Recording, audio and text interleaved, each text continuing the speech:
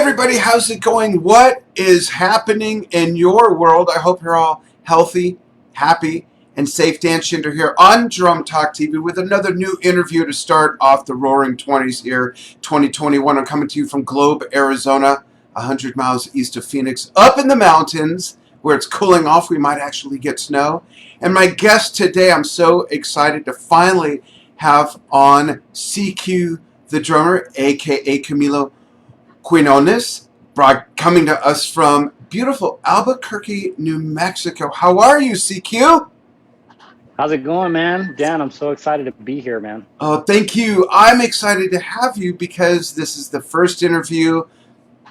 Yeah, it is. It's the first interview of the year that has anything to do with Latin drumming, Afro rhythms, Afro-Caribbean music. My wife's family, a couple generations back, came from St. Kitts in the Caribbean, so we get a lot of that stuff played around the house and for traveling music. And when all the kids, and especially her daughters, get together and we're playing that music around, the whole house is dancing. So I'm real eager to dig into that and learn more about your attraction and your journey learning that, because for me as a drummer, CQ, Latin rhythms is probably the hardest thing for me. I just was never taught it and I never immersed myself in it. So I'm real excited to talk about this stuff. And folks who are watching, chime in, tell us where you're watching from. If you're familiar with the show, you know the routine.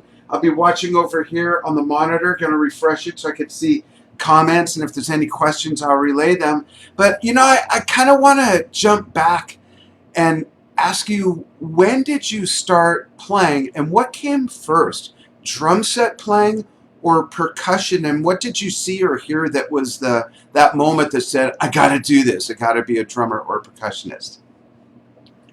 I mean, trying to like pinpoint a moment for me is kind of difficult. My dad is a percussionist, and my brother's like a huge famous percussionist. So by the time I was born, he was already traveling around the world touring. And so my entire upbringing, I just remember him calling my dad from all over the world and sending my dad CDs that he had recorded on. Oh, wow. And sometimes instruments would come in the mail. Oh, wow. Clothing, all kinds of cool stuff. I remember one thing that was really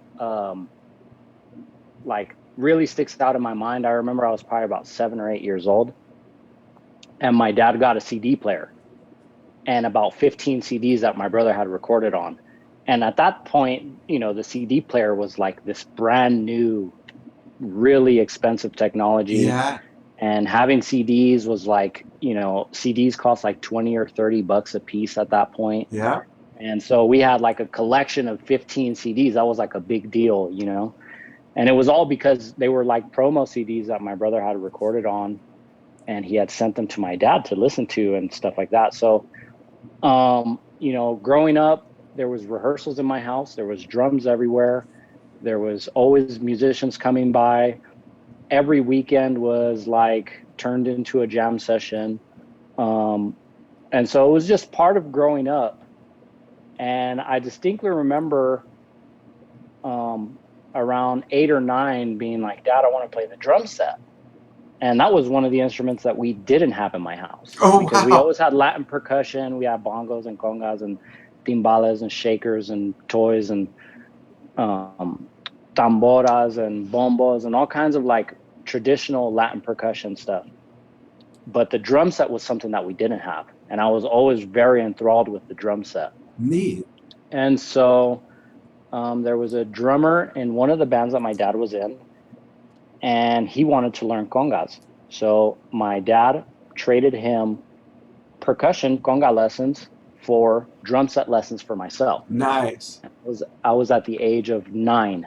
And so at that point, I learned a lot of very cool early rudiment stuff that at that point I was like, this stuff is just unapplicable. Like, when are you going to, like, no beat has a roll in it, a double stroke roll. No beat has a paradiddle or anything. I would practice the motions, and they were so slow going. And, you know, the learning process at the beginning is so slow going. After a few months, my dad was like, you're not practicing, and I'm giving this guy lessons for free. And so we had to cancel the lessons. Oh. Right? And so around 9, I was left with like just the early rudiments, the double stroke, the single stroke, paradiddle, double paradiddle, and a practice pad and some sticks. And then when I turned 11 or 12, I was like in 6th grade, and they had this program at my middle school called the salsa band. And it was funny that they called it the salsa band because we basically played like some Beatles covers. I think we did like Oye Como Va by Santana. That was like probably the most Latin thing that there was. And then they had, but in the salsa band, they had a drum set, and then they also had a set of congas there. And, you know, in the class, I was the only person that could get any sound out of the congas because I had experience with congas because they were at my house. And so I came home and I was like, Papi, I'm playing congas in the band, in the salsa band. Like, I was all happy. And he was like, cool, let me see what you're doing. And I showed him what I was doing, and he was like, oh, son, you can't do that out in public. Like, that's like, you're doing it wrong, basically. And because I was playing the pattern, basically I was playing the entire left hand heel toe pattern on my right hand as well. And my left hand was only playing like 1 or 2 golpes, only like just 1 or 2 sounds. And it sounded right. It sounded like the right thing. I had the right beat for the tumbao and everything, but the mechanic of it was totally wrong. So I spent the better part of 1 or 2 years getting my left hand heel toe to function. And that was like the initial bug that kind of drove me to dive into learning how to play drums and percussion, because it was like I could play the pattern fast enough the wrong way to play along with almost any song, but the right way I couldn't do it. Oh, that's interesting. So I had to go back to early basic mechanics, and then from there that brought me back into studying Latin percussion. And so really my first kind of hook into percussion was playing congas. Interesting. And I played congas, and then I started playing drum set in that band. The teacher changed, and then they changed it to the rock and rhythm band, and the congas kind of like faded into the background because they didn't have to like be as present because it wasn't called the salsa band anymore. Yeah. And then because I always wanted to play the drum set, that was like the only place that there was a drum set for me to play on. So I was always trying to play drum set in class. And nice. Well, I wanna take a quick moment and interrupt the story and then pick it up, because I want to show people that you've been working on your craft and you've actually progressed a little bit since you were 11. A little. So I want to show 2 things, actually, 2 sides of your playing. And I love the fact that I can't tell by your playing which you started with or which you favor, because you're really good at both. So the first clip, everybody, you're welcome. The first clip is going to be of CQ playing with Los Lobos. It's somewhat of a recent event, and it's going to be the finale of one song going into another song. And then right after that, I'm going to show a clip of him doing a percussion solo from something else, which was from El Dusty and the Homies at Beer Fest in Brownsville, Texas. So I'm going to show those back to back for everybody. Check this out, folks. Let us know if you have questions for CQ. Let us know if you're into Latin drumming. It's the hardest thing for me to play. I just can't do it. Maybe I'm just not coordinated. I don't know. But check this out. Los Lobos with CQ on drums.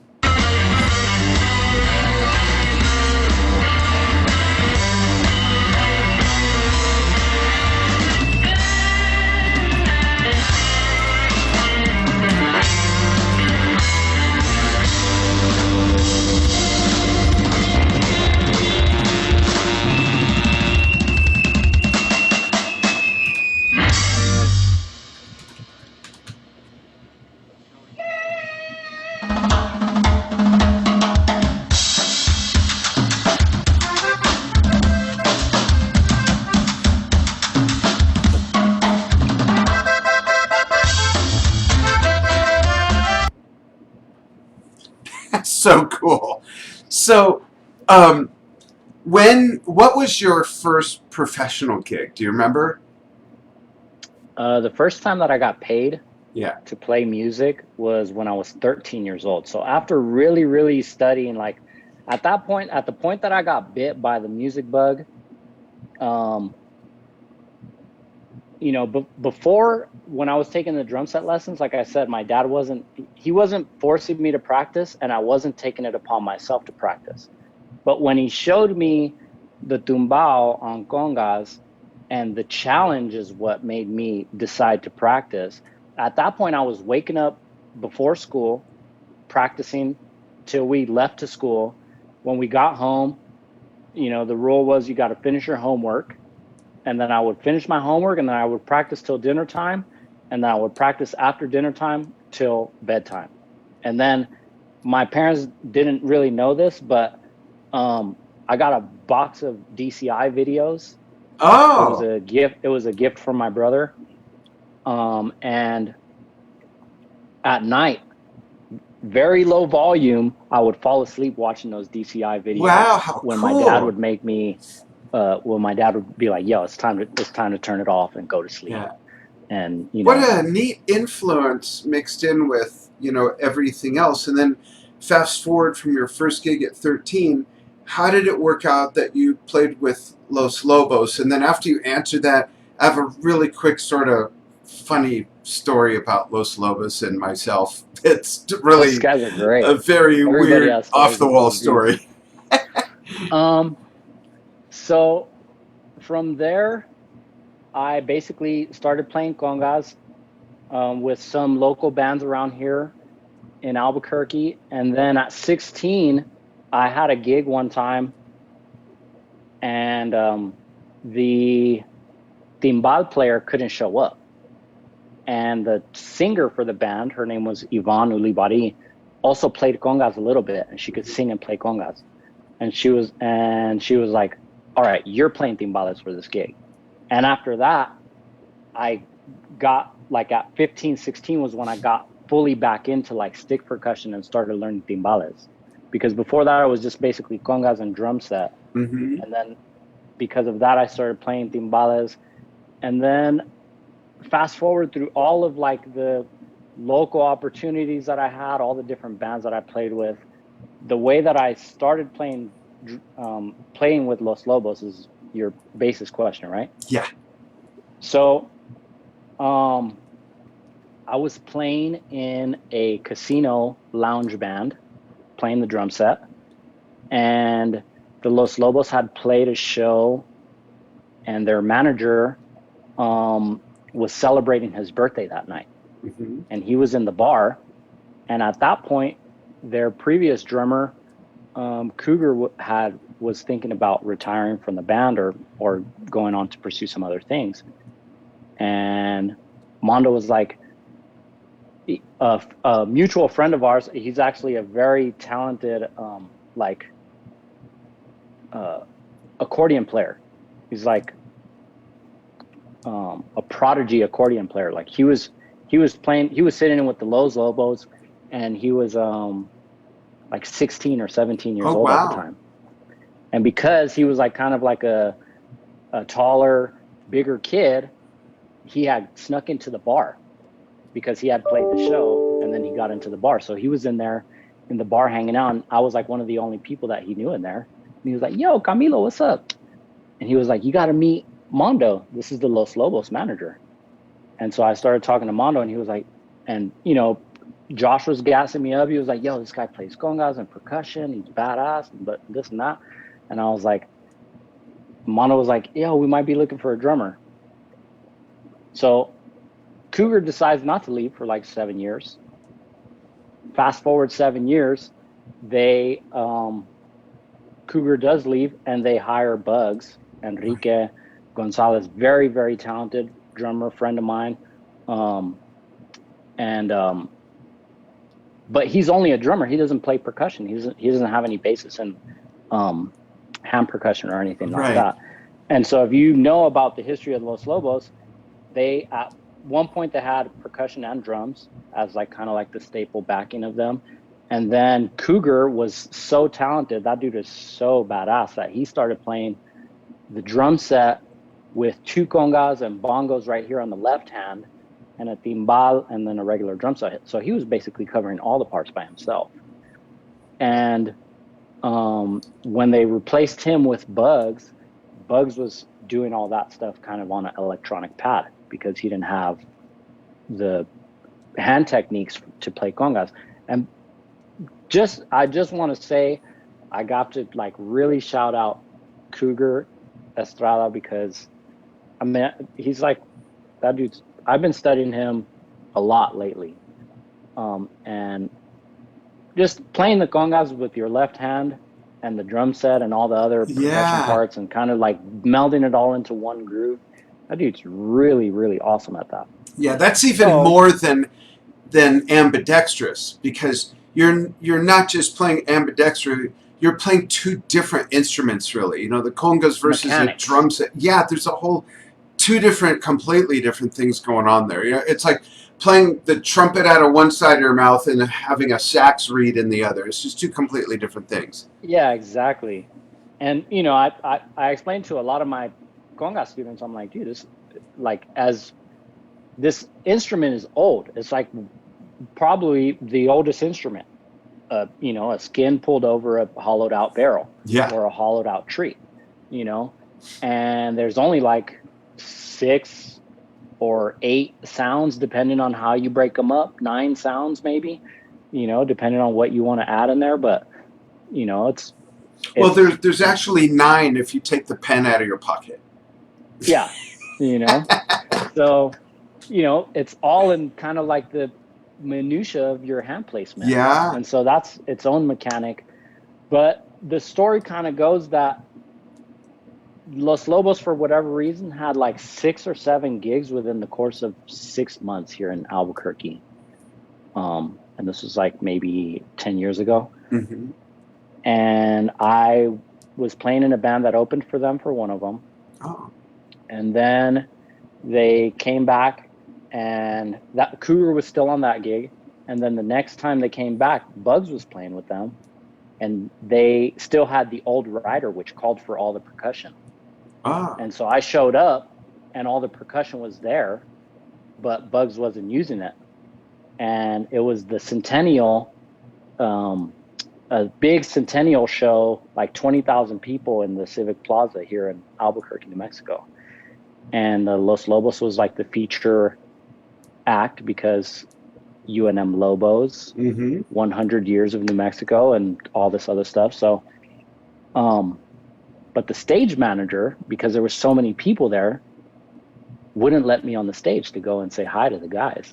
Oh. And I was like, dude, come on. Like, these are like, I just played with these dudes like last month.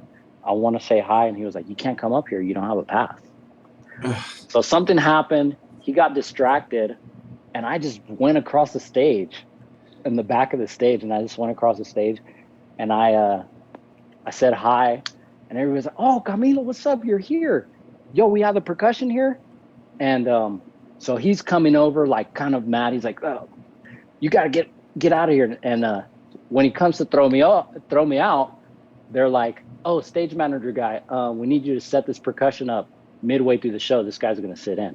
And I was like, I try to tell you, bro. I'm trying to tell you. Now you got to do extra work in the middle of the show. Like, it looks unprofessional or whatever. But that's hilarious. So that kind of happened. And then they came back for like a few, like 5 or 6 other shows. One of them was opening for Neil Young. And when they were on that tour. And so I played with them there. And then off and on throughout like the next 7, 8, 10 years, you know, I've been called to do some percussion stuff. They did an album called Disconnected in New York, instead of like an Unplugged. Yeah. Sorry if my heater's loud. No, I can't hear it. It's fine. Okay, cool. Yeah. And so the for that album, Mondo called me and he was like, yo, we're going to do acoustic instruments, but plugged into amps. and we don't want to use electronic percussion for that because it's like all the acoustic instrument songs. And so, can you come out and do that? So I flew out, and they did a live album. It's actually the only live recorded version of La Bamba. Yeah. Put out. Yeah. And that was an awesome experience. We did 3 nights at the City Winery in New York City. And then that came out, and then I supported that tour for about a year and a half, off and on different shows. Cool. I would fly out and meet the band, and then recently during the pandemic, Bugs decided to move back to Mexico and just kind of like go back to Mexico and not be in LA. You know, LA is kind of crazy right now. So and the band wasn't working much. So he kind of left to go do that and pursue. He has a lot of recording opportunities out in Monterrey, and that dude is super talented. He's awesome. Great guy. And so they were like, yo, do you want to take up the chair? And I was like, all right, let's do it. That's awesome. They're like, all right, well, you gotta add the conga back to the left. Right. All right, back to the new mechanics. That's cool. What a great story. And I ended up not showing the video yet with El Dusty because I wanted to ask the Los Lobos story, and I thought it would lose context. So we'll show that in a moment. And there's, you know what? There's always trolls on Drum Talk TV interviews. There's always trolls. Like right here, we've got how do you pronounce his name? Antoinette. Oh, that's your wife. Sorry. Hey, Antoinette, how are you doing? Thanks for chiming in. Carlos, Israel, Villarreal, how are you folks all doing? Thanks for chiming in. Frank Gutierrez, what's going on? Watching from the 505. Who else is on board? Hey, Bob Schuster, what's going on? Bob in Chicago also. Bob Bailey, thanks everybody for chiming in. My Los Lobos story is not nearly as good, but here's what happened. This was 1989. 1989, I was sharing a house with a friend of mine I knew since I was like 11 years old or something. Danny Olson. Hey, Danny. We're still really good friends. And Danny's a drummer also. So at the time, I was playing and working crazy hours in like middle of the day on a Saturday. I'm like, dude, I gotta lay down. I need to rest, or I'm just gonna totally fall out. He's like, yeah, okay. You might hear the doorbell. I'm expecting some guy. I'm selling that drum pedal I showed you, and some guy's coming by. He says he's in a band and his drummer needs a pedal. You know, so I said I probably won't hear it. So I go lay down. Hour later, whatever, I get up and he says, dude, you remember the pedal I sold? And I said, yeah. He said, the guy who came to get it was the lead singer of Los Lobos. I'm like, what? And I open the door and run out in the drive. He's like, dude, that was like half an hour ago. He's gone. Oh, that's my Los Lobos story. That's a good story. Yeah, I don't know if he bought it for himself or Cougar or what the deal was, or his kid maybe. I don't know. It was David Hidalgo. Yeah. I'm guessing? Yeah. Yeah. It was David. David actually plays everything. That makes sense. Talented. He plays violin and guitar and all kinds of anything with strings. That dude can kill it. Yeah. He plays percussion. He plays drums. He's on some of the songs on drums and percussion. Yeah, on the records. The recordings. Yeah. Accordion. He's great. He's like accordion. Yeah. everything. That's awesome. He's just a wealth of knowledge and just an all-around awesome guy. I love hanging around that dude. Cool. Let's show everybody. Let's show everyone the other side if you're playing. If you missed it, folks, you can always watch the archive. We showed CQ playing drum set with Los Lobos. Now let's show a quick, really cool percussion solo with El Dusty and the homies. This is at Beer Fest in Brownsville, Texas. Check this out. Rock out! Get up and dance!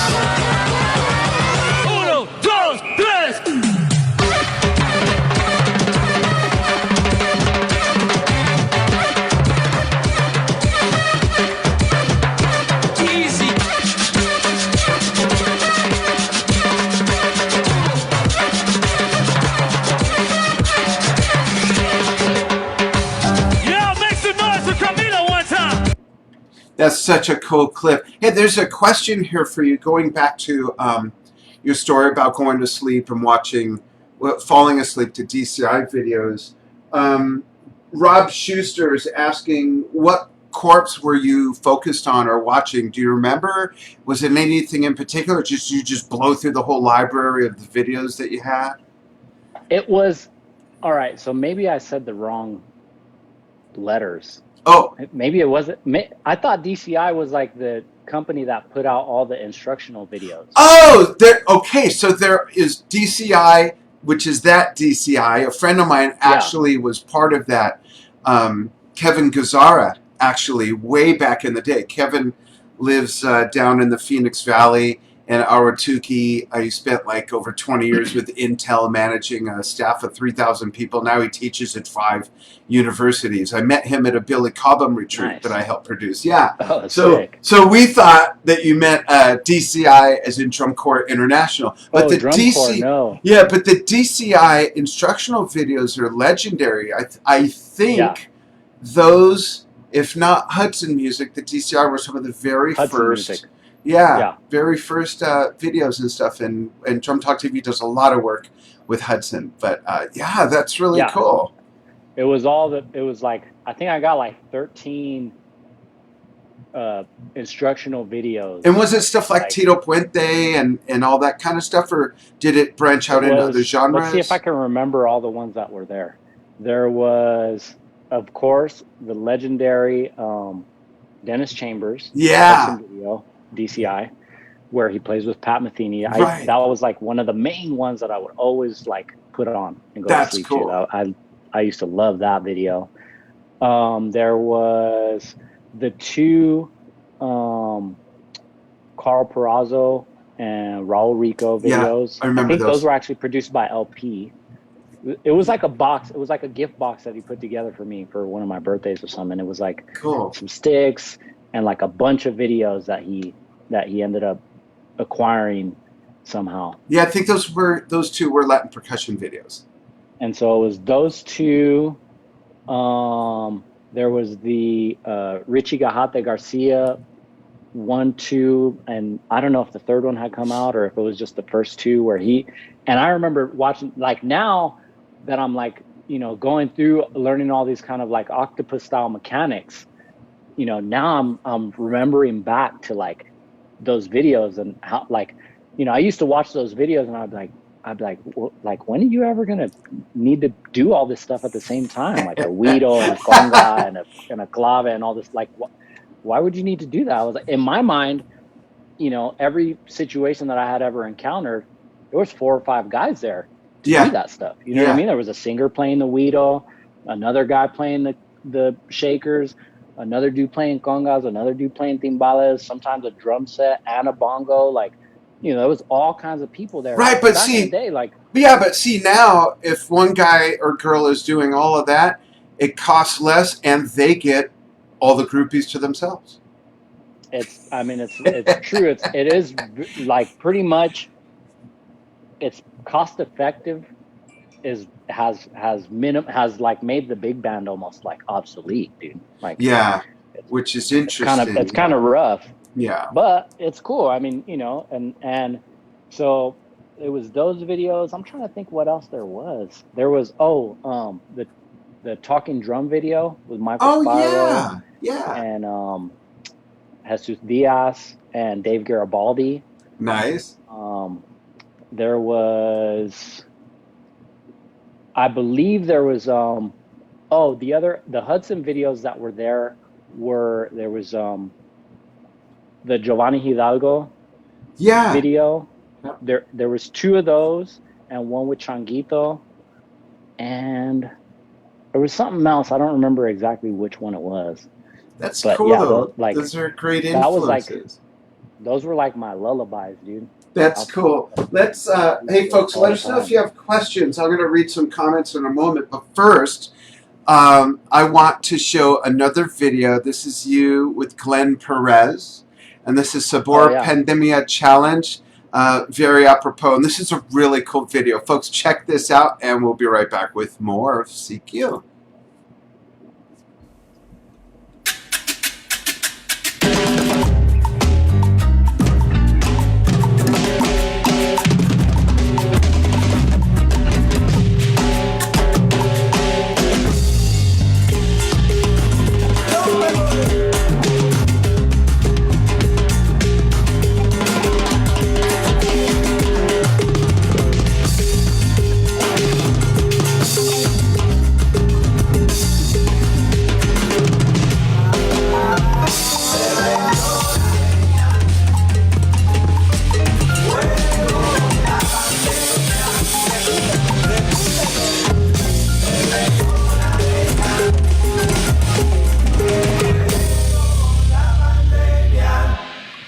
so cool. I love that. Oh, I see. I was going to look at comments. Yeah. JJ Aguilar says, so freaking cool. A fellow New Mexican making a name for himself. Peace from down here in Carlsbad. Cool. Carlsbad, California. I'm wondering. I'm from SoCal, not Carlsbad. No, Carlsbad Caverns, New Mexico. Oh, yeah. Okay. Gotcha. Cool. Yeah. And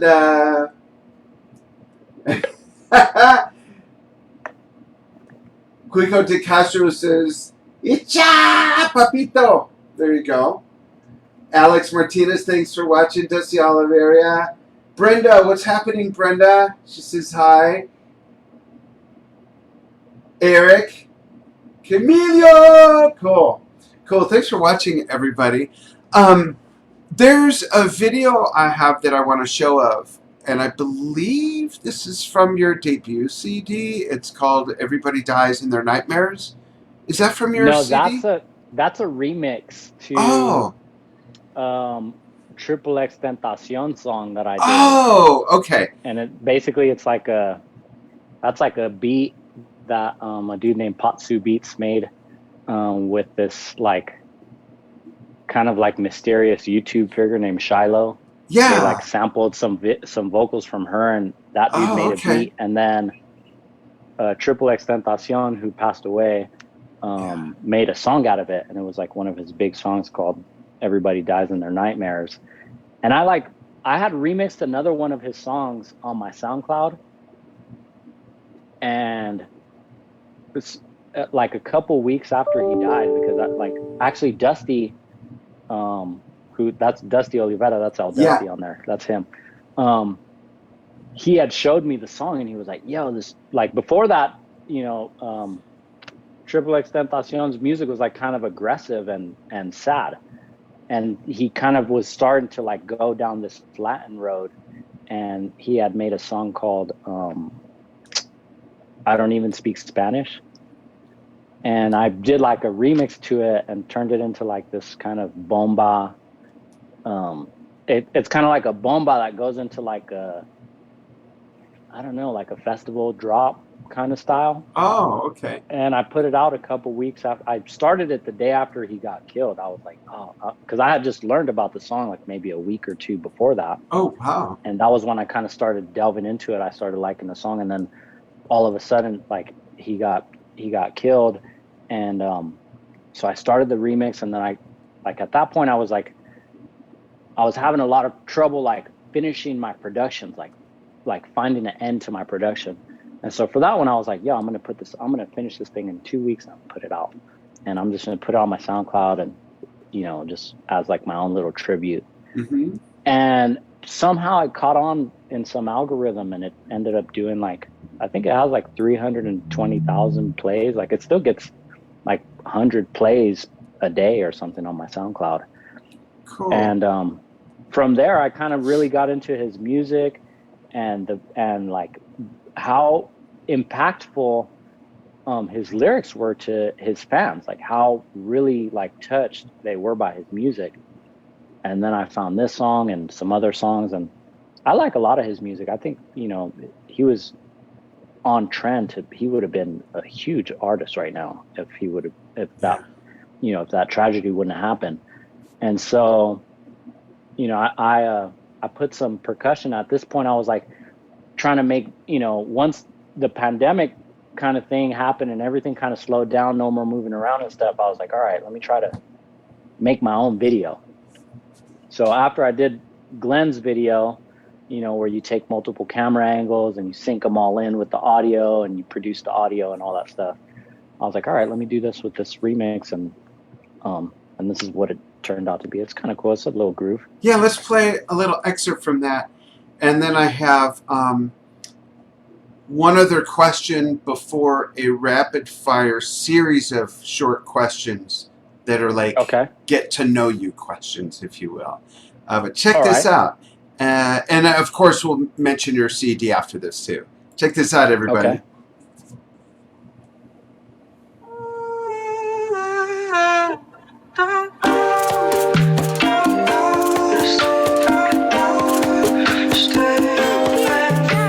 Like I'm trapped in my damn mind. Tell the feeling like I'm rapping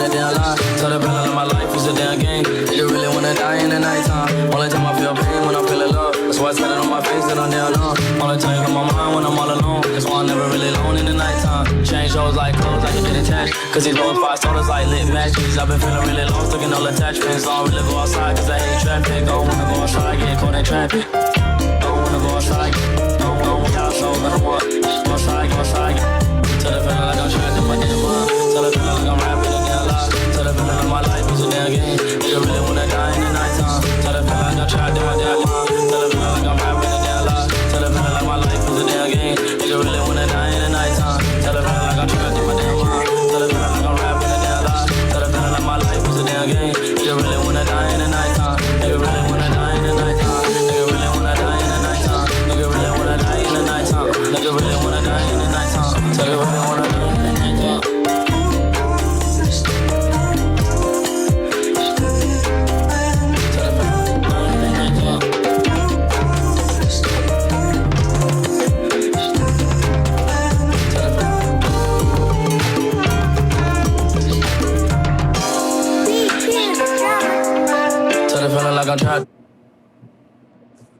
Very cool. That was great. I just need to look at something real quick.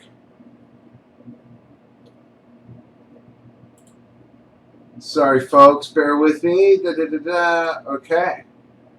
All right. So I need to get back to where I can see the show. Sorry, I got spit out somewhere weird. But my other question is, you do production work also. What got you interested in producing? And I think inherently drummers and percussionists seem to make good producers. And I don't know if it's because they are more immersed in the whole aspect of rhythms and timing and all of that. I'm really not sure what it is, but of all the drummers I've personally known or whose music I've listened to, of other artists they've produced or their own, I've always loved what comes out of drummers who produce. So what got you interested in that area? Well, production. So in high school, I had a class where you were able to pick an internship, and I picked a recording engineer. Like, my mom was like, she was like, in case, being a performer isn't great, maybe you should learn about like, this other avenue of music, like, how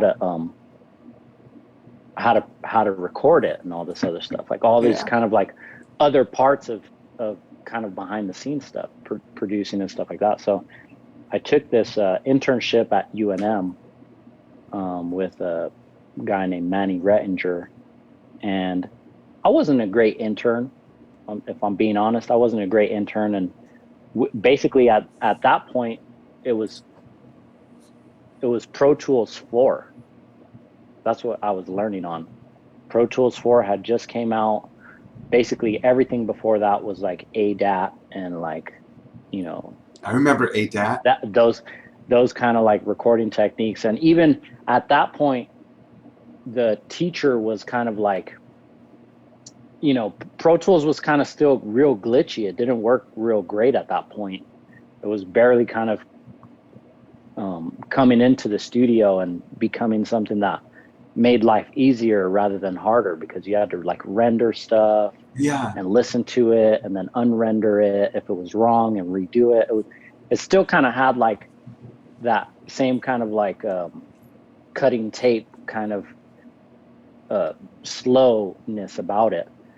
And so we would just like go, and basically the assignments were like set up microphones and record like the jazz band at UNM, or record like the symphony or different recitals or whatever else, and then like stop, cut, make separate tracks so that it could come out on the CD on separate tracks. And but there was like a book of like all these miking techniques and all this other stuff. And then some friends of mine used to make hip hop beats, some kids that I like used to play basketball with from my school. Or not from my school, from my neighborhood at the community center.